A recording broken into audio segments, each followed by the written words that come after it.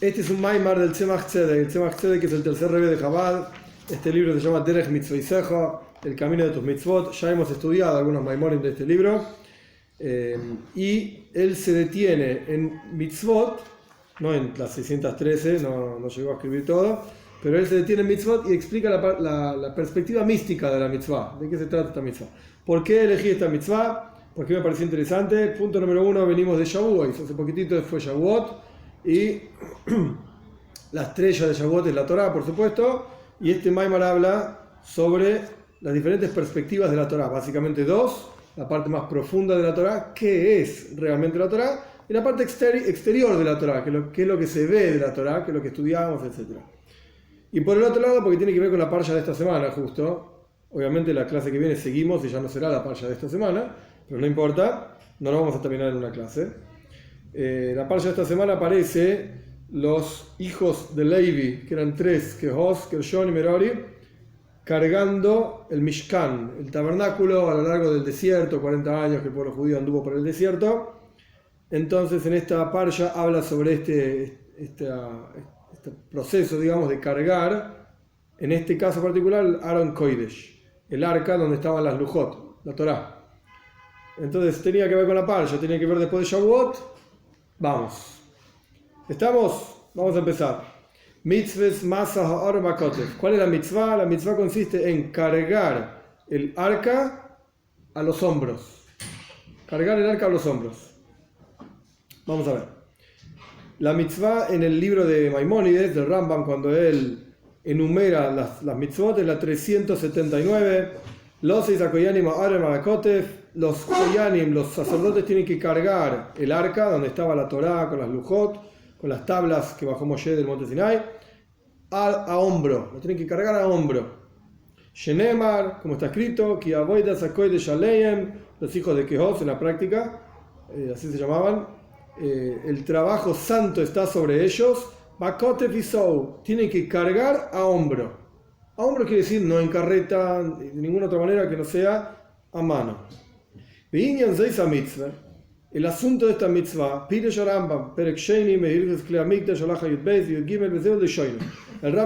Rambam lo explica en tal lugar, y esto es lo que dice: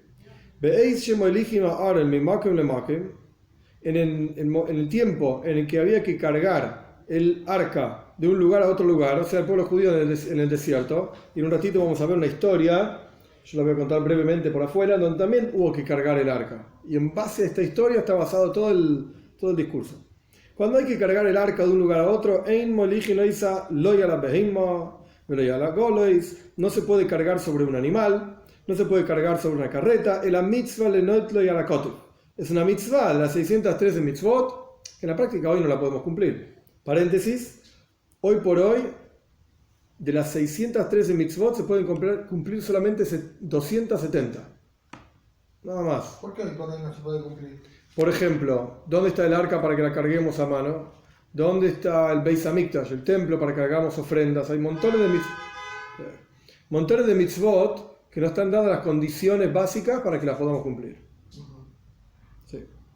Entonces, cerrando paréntesis, de las 613 mitzvot y las 270 que se pueden cumplir, el arca no se podía cargar sobre un animal, sobre una carreta. El mitzvah le noto la cota, es una mitzvah llevarlo a hombro.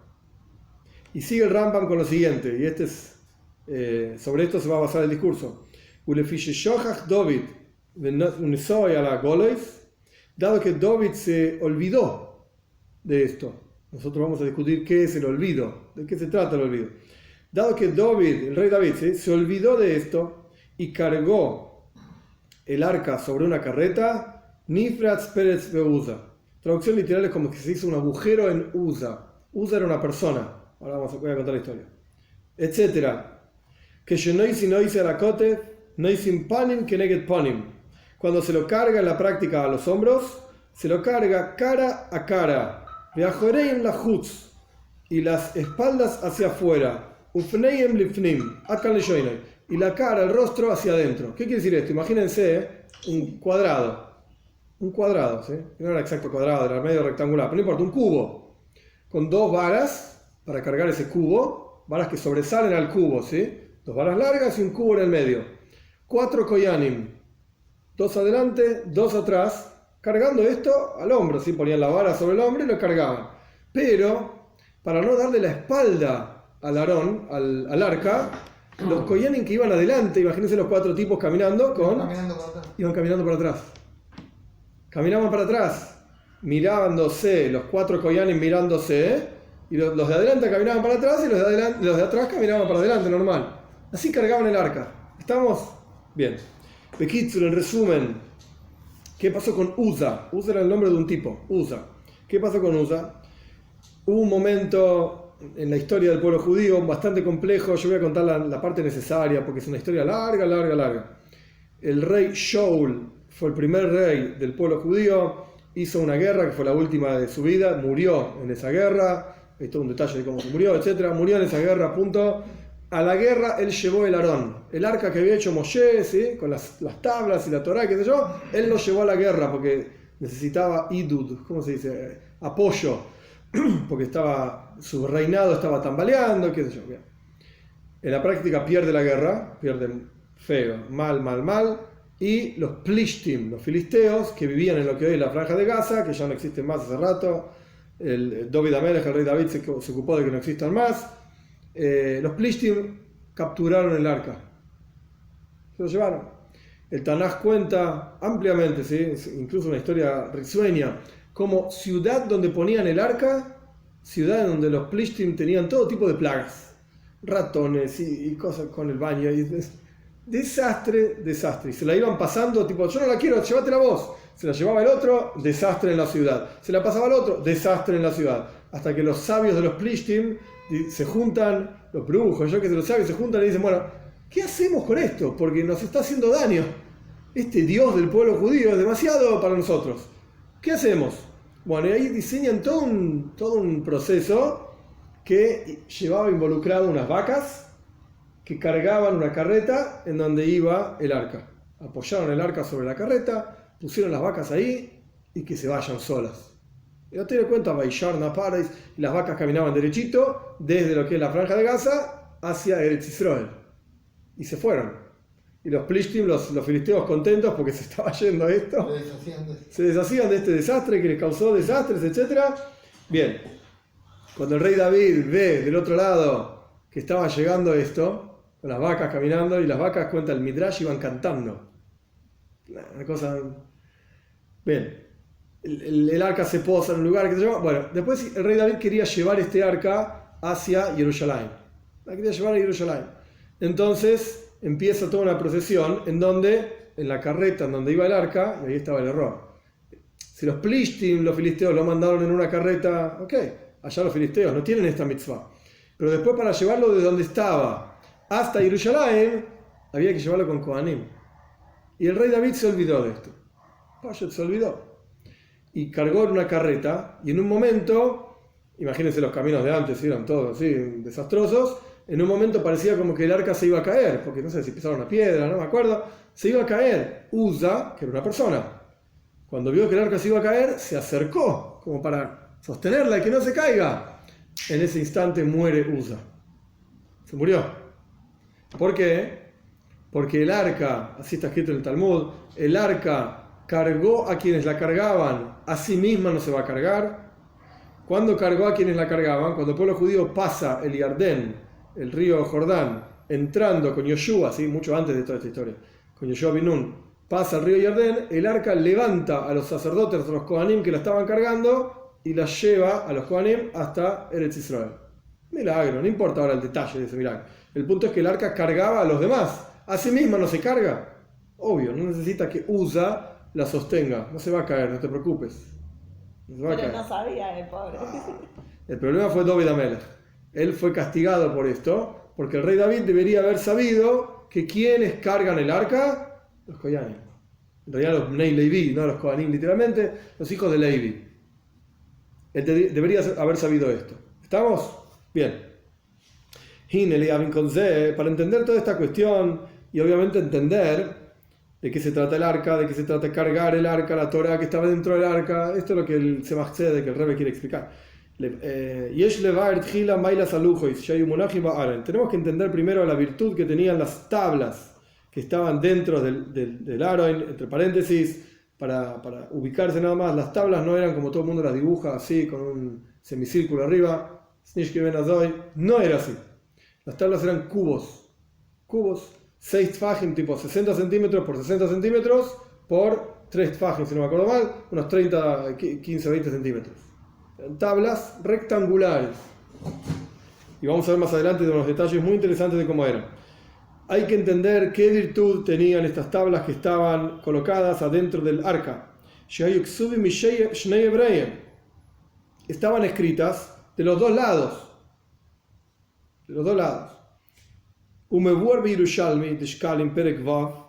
Y está explicado en el Talmud Yerushalmi, en el 6º capítulo de Shekalim. Ovadia Bartenura, te dice Siomte, pero que lo trae este sabio, el otro sabio, traen la siguiente enseñanza del Talmud.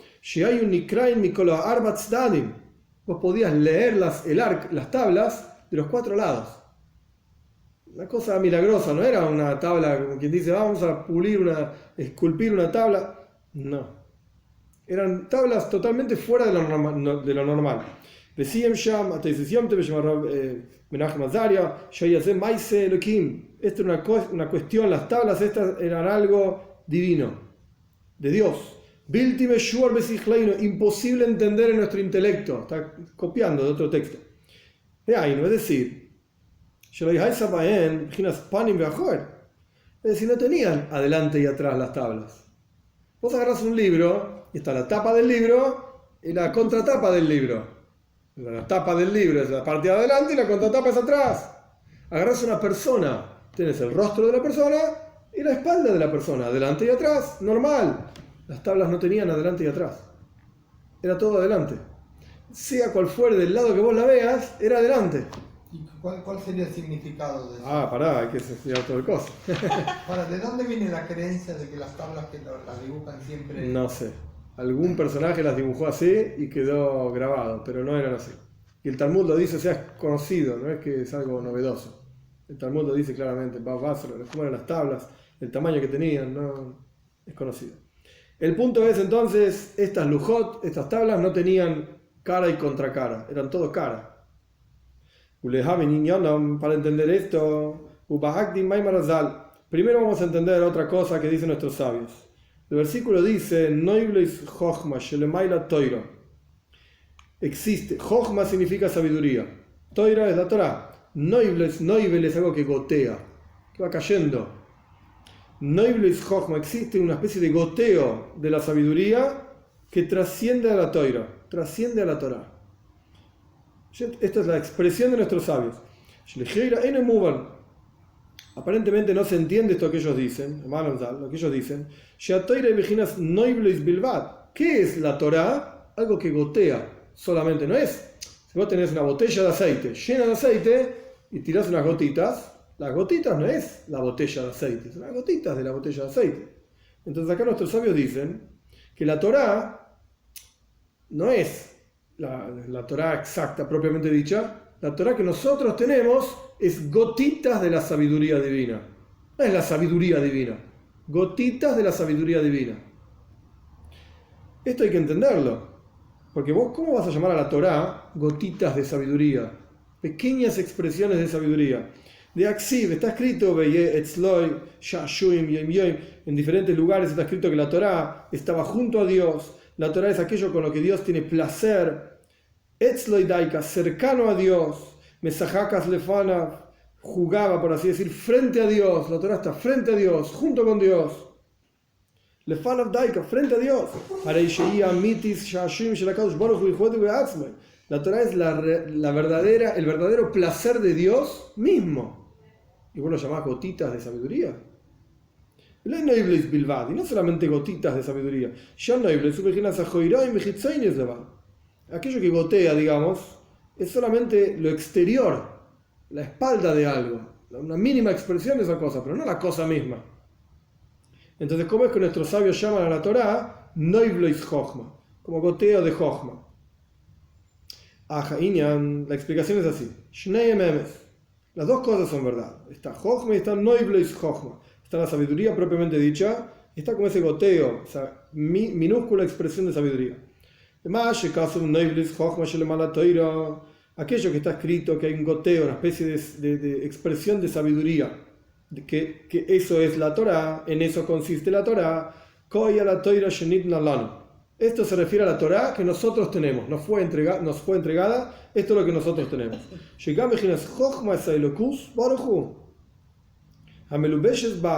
Que incluso la sabiduría divina que está investida en la Torá, incluso aquello que captó y entendía Moshe, como él entendía la Torá, es como la capa exterior, la contracara de la sabiduría divina. O como está escrito al respecto de Moshe, lo que Moshe logró ver de Dios fue solamente la contracara, la espalda, entre comillas, de Dios. De Abba en Kabbalah se llama Jochma, sabiduría. Entonces, lo que Moshe logró captar era solamente como la espalda de la verdadera sabiduría divina. Lo más exterior, la capa exterior. Ufonai, dice el versículo, Lo yerou. Mi rostro, le dijo Dios a Moshe, no lo vas a ver. Lo más profundo, interno, interior de la sabiduría divina, esto no lo vio Moshe. Es decir, lo más profundo de la sabiduría divina. Ahí Moshe no tenía ninguna capacidad de comprensión, no era capaz de entender qué significa lo más profundo de la sabiduría divina. Lo exterior sí, eso era la Torá, pero lo más profundo no. Esta esencia misma de la sabiduría divina, trasciende aquello que fue revelado a Moshe. Este es el secreto de la Torá que está frente a nosotros.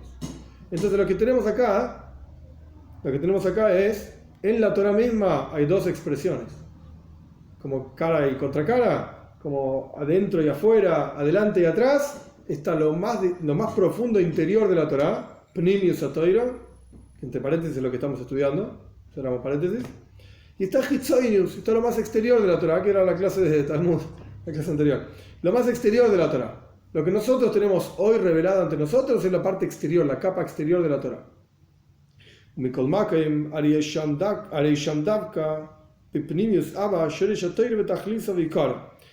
Es justamente ahí, en lo más profundo de la sabiduría divina, es que está la raíz de la Torá. Está el taj, es el objetivo y el fundamento principal de la Torá. Y sobre esto dice que Dios tiene placer en la Torá.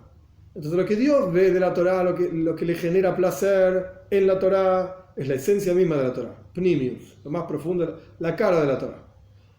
Lo que nosotros tenemos y estudiamos es la contracara de la Torá, la espalda, por así decir, de la Torá. Para entender todo esto, es todo el discurso. Y para explicar esto vamos a copiar parte de una carta del Alter Rebbe, que está en el Tanya también, en el Siman Yutes, en el capítulo 19 de la cuarta parte del Tanya, las cartas del Alter Rebbe. Al Posuk Oite Oilka Salma, sobre el versículo que Dios, ¿y qué dice este versículo? Dios coloca a la luz como su ropaje. Así dice el profeta. Y el Alter Rebbe explica así. Y imaginas Jochmas Elokus, Baruchu, Hamelubeshes de Tariag Mitzvah Atoiro, Nikes de Bejinas Ajoiraim de Jochma. La sabiduría divina que está investida en las 613 mitzvot de la Torá se llama la espalda o lo exterior de la sabiduría divina.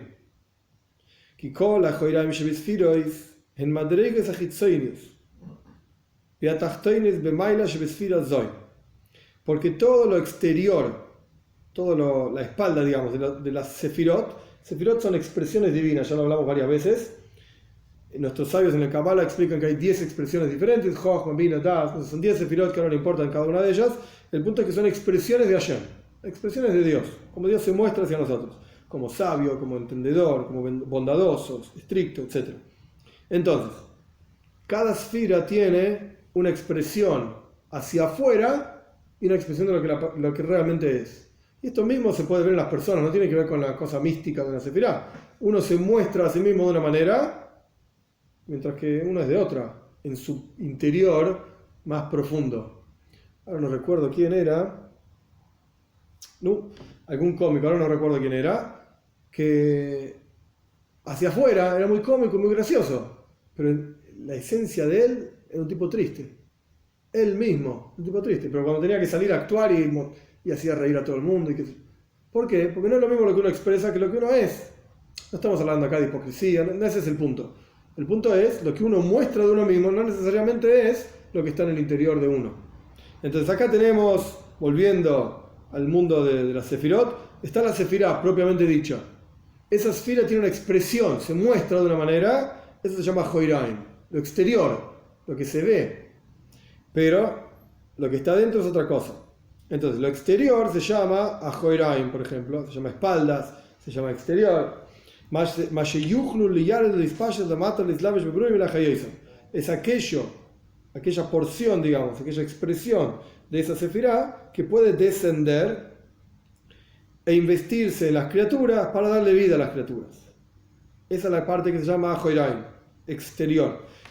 Panim, y el rostro de la sefirá, y Asfira Tzma, el Asfira por sí misma, Meyujedes Bamatzila Boruchu, Betachlis Ayichud, es la Sfira propiamente dicha, esta expresión divina misma, que está unida y unificada a su emanador, a Dios, bendito sea, en una unicidad impresionante, total. Como por ejemplo, aquí con Andrés Mayor, Sfiras de Jochma. Vamos a tomar una sefirá, la Sfira de Jochma. Que está unida a su emanador en el infinito, literalmente, bendito sea, con una unicidad perfecta. Que acá, como dicen el Zohar, Dios y su sabiduría son uno. Está unida a Dios, la sabiduría. Como como fue explicado en otro lugar.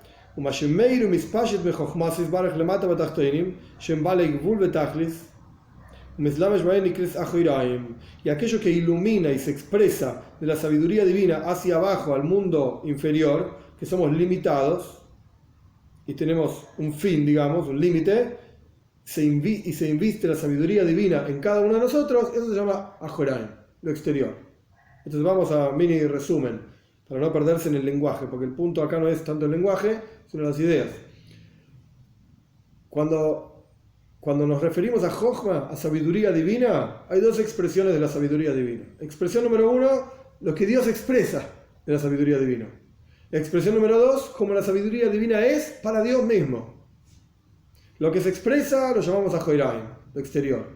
Para Dios mismo lo llamamos Panim, el rostro, lo más profundo. Benikres Gamken, y esto que se expresa y es exterior, se llama también Asiya Shebeatzilus. Se llama también acción, el mundo de la acción, dentro de lo que es el mundo de Atzilus, que realmente no importa ahora el punto del mundo de Atzilus. Pirush, Aderech Mashal, por ejemplo,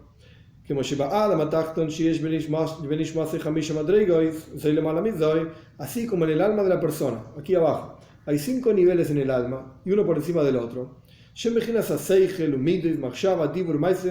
que son los siguientes 5 niveles: intelecto, emociones, pensamiento, palabra y acción. Y la acción concreta es el más bajo.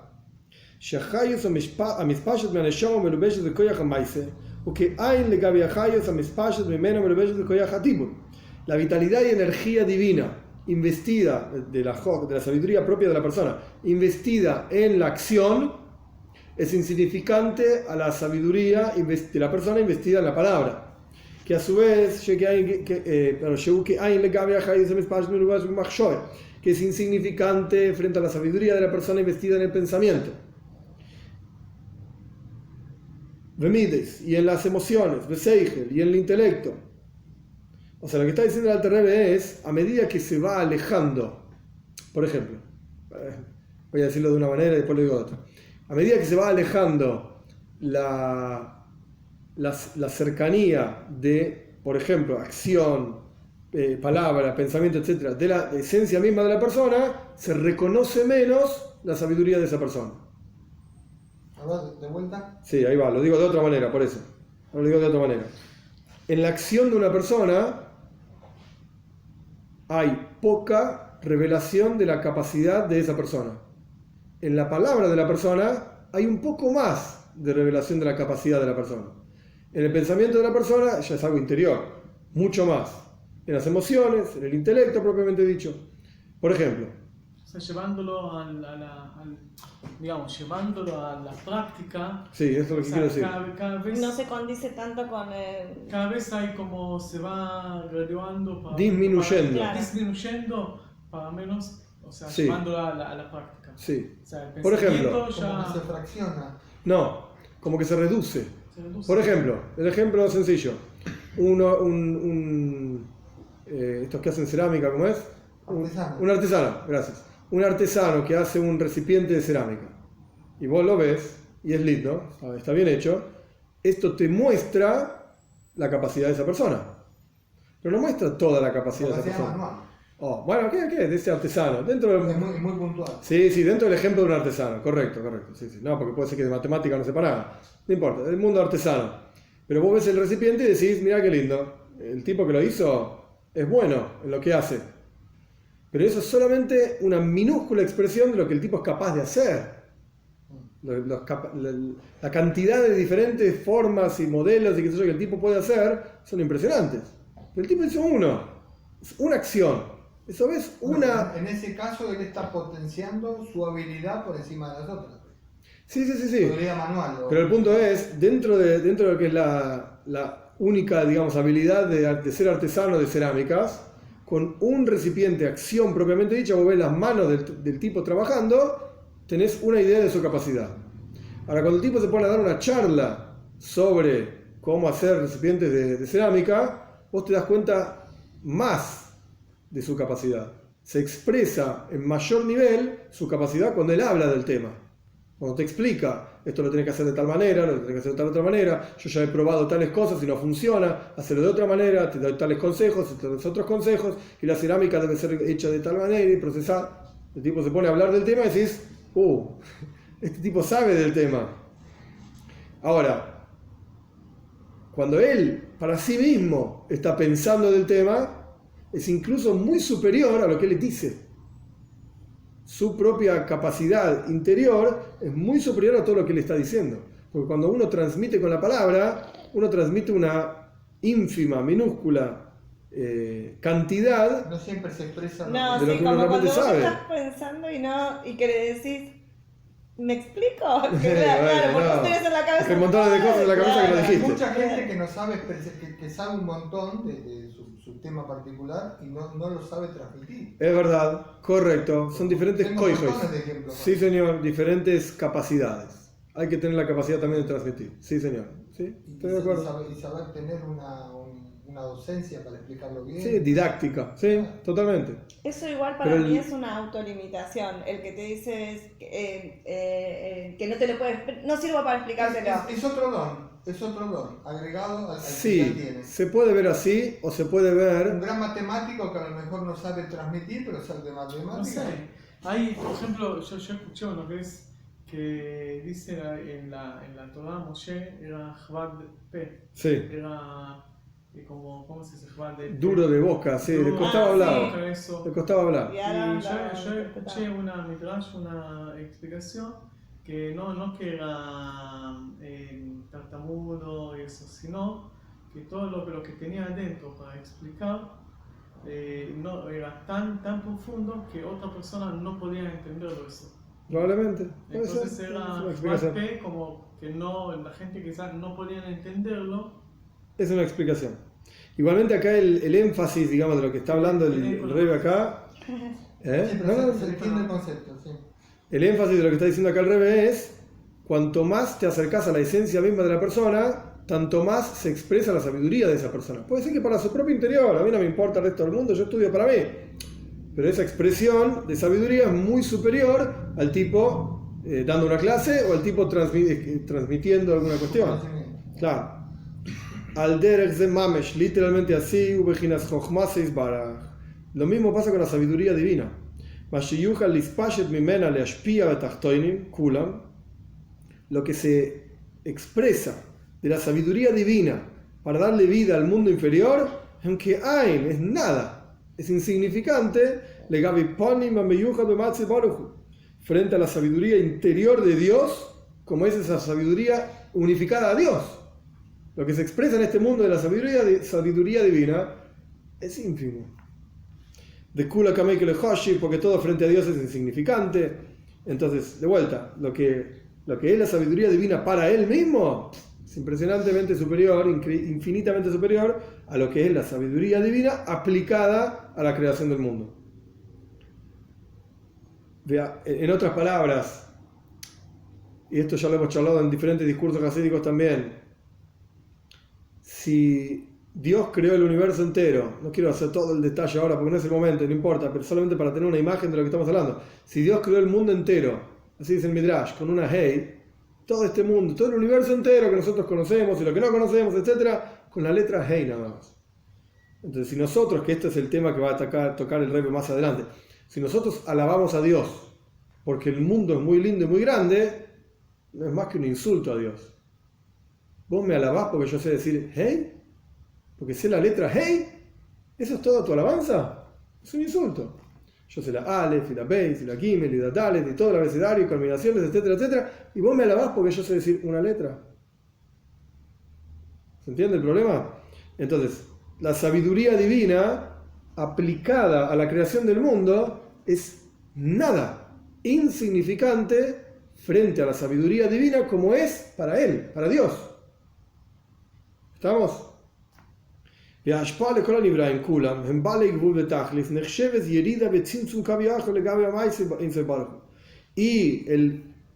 flujo de energía que Dios da a todas las criaturas, que son todos limitados, todos somos limitados, se considera para Dios como un descenso, una contracción, por así decir, frente a la esencia misma de Dios. Para Él es como para el gran físico sentarse con su bebé de 2 o 3 meses y empezar a jugar pipi pipi. Pero vos podés dar clases a los doctores de física y estás diciendo pipi pipi con un bebé. Y un observador externo dice, wow, qué gran profesor de física que sabe decir pipi pipi. ¿Cómo? El tipo te escribe pizarrones enteros de fórmulas. Eso no es una alabanza, es un insulto. Lo mismo está pasando acá con Dios. Al derech mayo, como por ejemplo, como se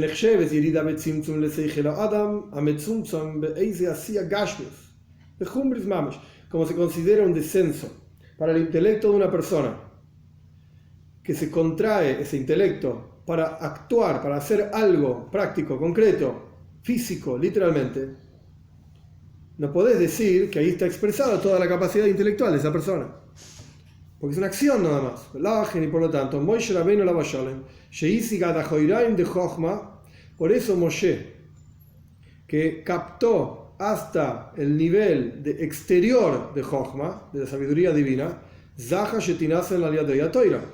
tuvo el mérito de que a través de él se entregue la Torá. Porque ya dijimos que la Torá que era Noiblis Jochma, es la parte exterior de la Torá. De la sabiduría divina. La Torá es la parte exterior de la sabiduría divina. Y si Moshe logró captar este nivel, pues hasta a través de él se entregó la Torá. Ese era el nivel en que estaba Moshe, de entender lo exterior de la sabiduría divina. Pirush, ¿qué es Noivlois Chochma? ¿Qué es lo que fluye, digamos, gotea de la sabiduría divina? Aquello que gotea y desciende hacia abajo, valga la redundancia, y se inviste en nuestra Torah física, concreta que nosotros tenemos,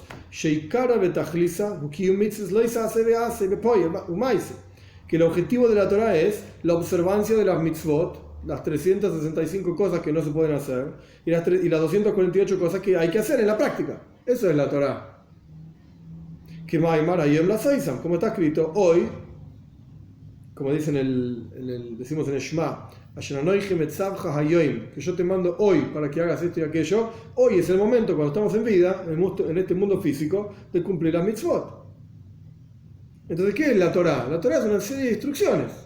Haz esto, haz esto, haz esto. No hagas esto, no hagas esto, no hagas aquello. Y es importantísimo el estudio que lleva a la acción, quiere decir que la acción es lo más importante.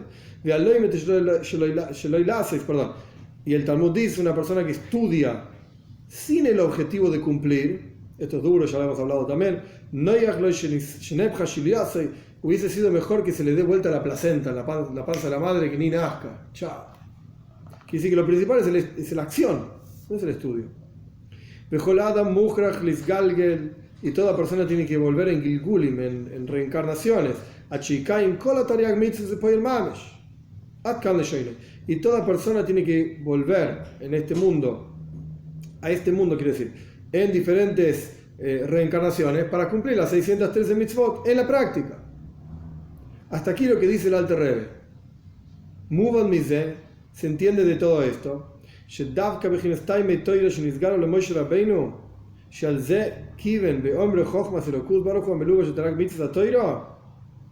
Justamente los razonamientos de cada mitzvah, el porqué de cada mitzvah, los porqués de la Torah, que no están ahí literalmente escritos, los porqués de la Torah que le fueron revelados a Moshe.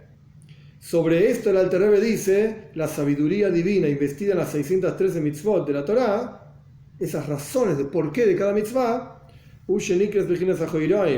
eso se llama lo exterior de la Torah. Noibles de Jochma, lo que fluye, digamos, gotea de la Torah.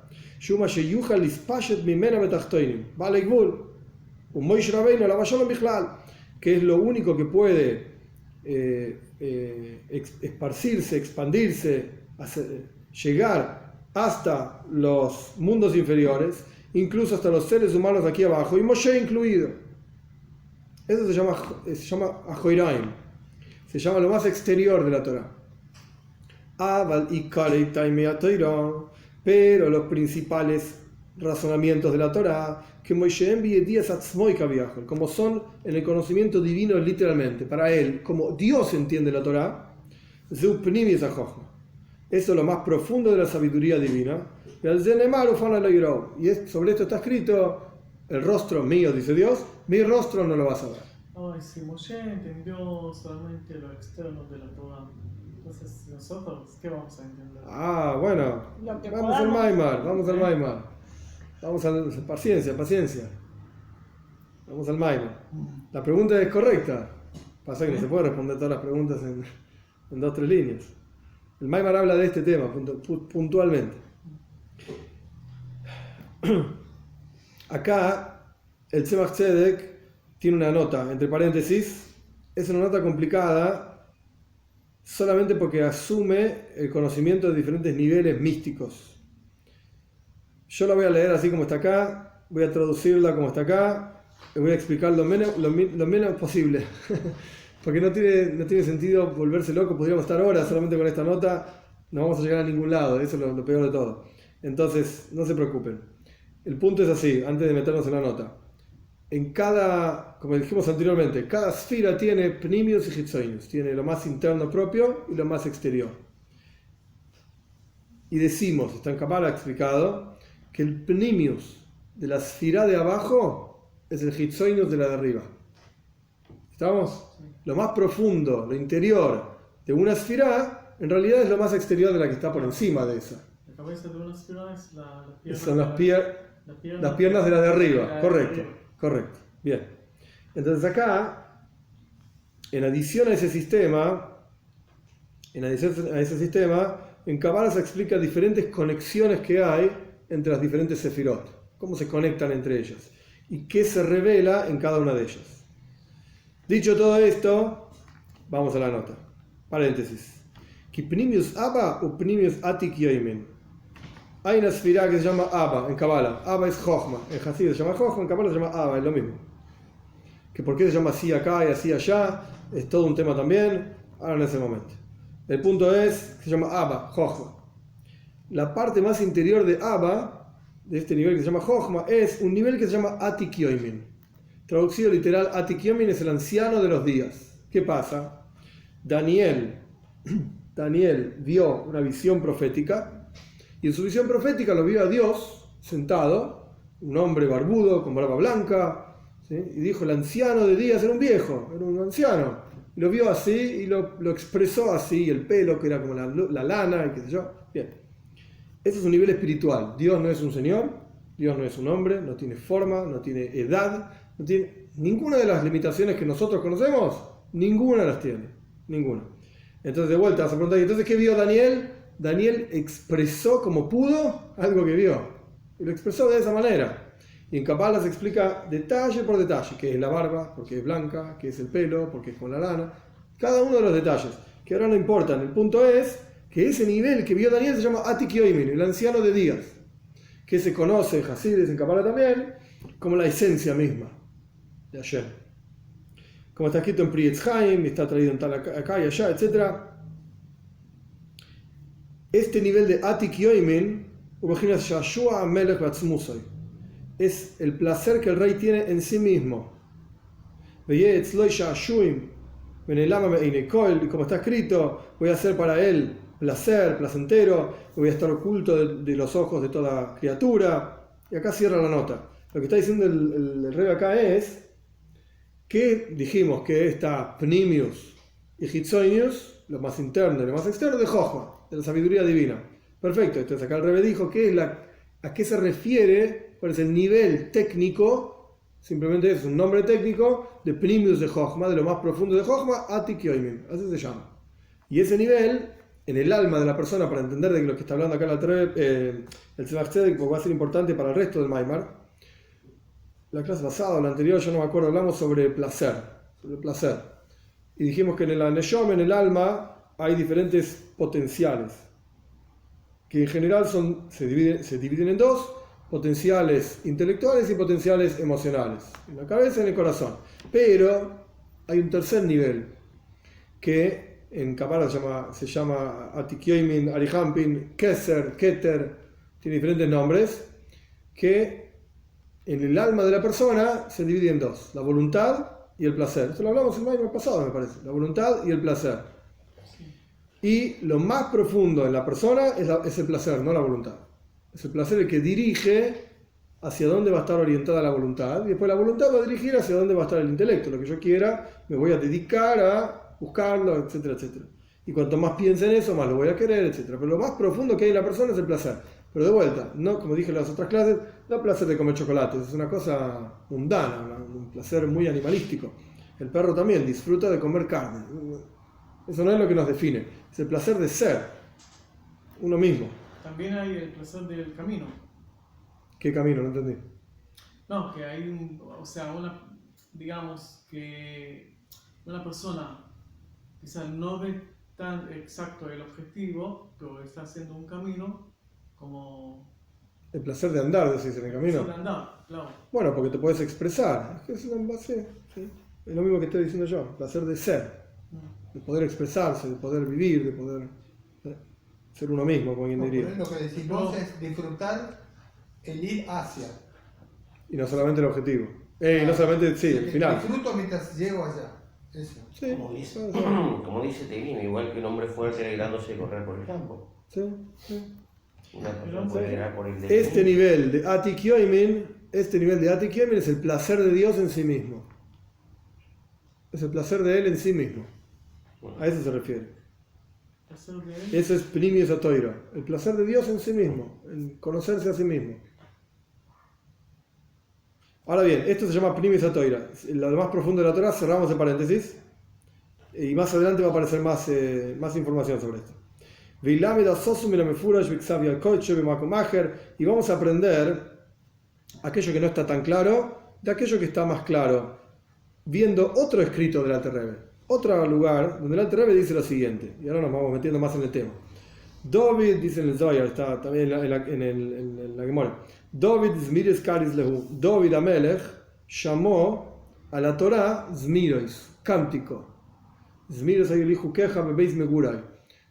Cánticos eran para mí, dice el rey David, cánticos eran para mí tus leyes cuando estaba con miedo, cuando estaba escapándome de mis enemigos, en mis momentos de sufrimiento. ¿Qué hacía David Amelech? Estudiaba Torah. Eso es lo que hacía, y la consideraba Zmiros, cánticos. Y el Talmud cuenta que el rey David fue castigado por esto. Fue castigado por llamar a la Torah Zmiros, cánticos. Eso es todo lo que es la Torah para vos. Y vamos a ver. Acá nos cita todo el texto, porque lo que David estaba alabando era la Torah, como la Torah es lo más exterior de la sabiduría divina. Noivelis Jochma, lo que fluye, lo que gotea, etc. Gotea.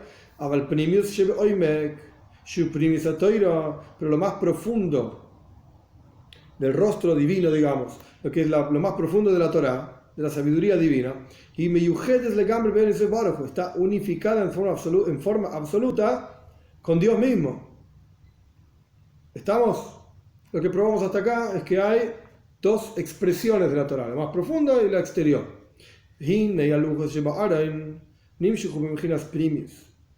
Las lujos, las tablas en el arca se proyectaban de lo más profundo de la Torá. Y ahora ya tenemos un poco más de información. Paréntesis, para que nadie se vaya con la duda. Por eso los que cargaban el arca tenían que estar mirando al arca, expresando esta idea de que en el arca estaba el primius de la Torá, lo más profundo de la Torá. No podían darle la espalda.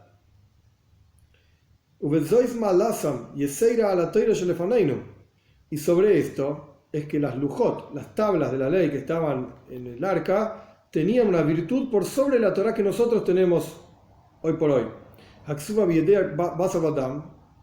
Que está escrita en nuestra Torá por gente de carne y hueso, no escrita, no inventada, no está diciendo eso. Está diciendo de la tinta, con la pluma, en el pergamino, a eso se refiere. ¿Por qué? ¿Cuál es la virtud que tenían las lujot, las tablas, por sobre la Torá que tenemos nosotros, el rollo de la Torá? A eso se refiere. Porque sobre las tablas está escrito que la escritura era una escritura divina, estaba grabada, no estaba escrita. Tinta sobre pergamino es algo, la tinta es algo agregado al pergamino. Cuando vos grabás, la letra es de la piedra misma. Y por lo tanto, es por eso que las tablas no tenían cara y contracara. Gambe Gashmus, incluso físicamente hablando, vos la leías de cualquier lado y se leía lo mismo. Esto es algo que no tiene ningún sentido. Que estén escritos de los dos lados y que se puedan leer de cualquier perspectiva, en forma igual, no tiene sentido. ¿Por qué eran así las tablas? Porque estaba revelado el rostro divino, digamos, lo más profundo de la sabiduría divina en las tablas. Por eso es que fuimos mandados, que de eso se trata esta mitzvah que estamos estudiando, cargar el arca a hombro. Los hombros, para unificar los hombros. ¿Qué significan los hombros? Que representan como la espalda, ¿sí? Los hombros, todo esto que está acá uniendo todos los hombros, es como la espalda. El avoidas hakodesh y hacia unificar la espalda, por así decir, hacia el rostro, que es el servicio santo, que es el concepto de Jochma y Loe, la sabiduría suprema divina en forma de rostro.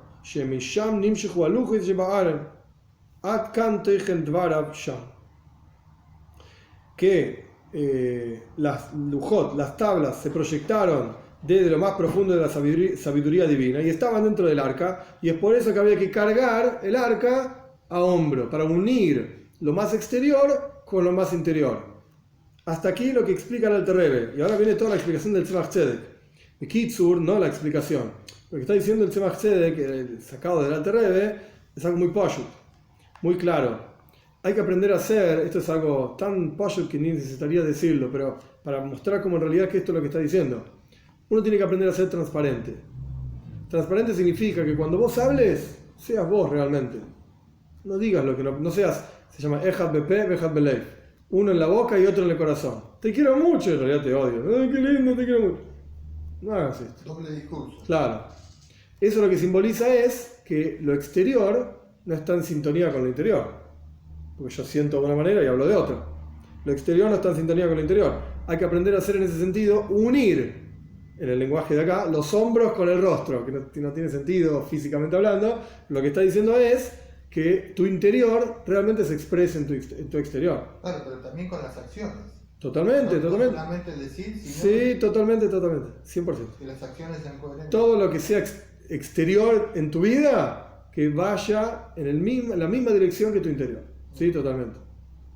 Totalmente. Con esto, el Tzemach Tzedek trajo lo que dijo el Alter Rebbe. Y con esto terminamos, digamos, el primer capítulo.